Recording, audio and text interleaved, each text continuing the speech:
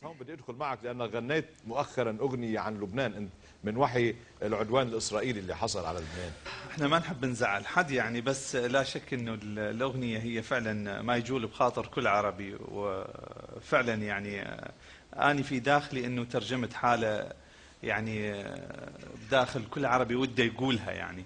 شو قلت لهم العرب؟ اي وينكم يا عرب وين الصار في قانا وجنين، اي وينكم يا عرب وين الصار في قانا وجنين، بيروت زعلانة منكم تريد تسمع رد فعلكم، بيروت زعلانة منكم تريد تسمع رد فعلكم، وانتم اصلا نايمين، وينكم يا عرب وين.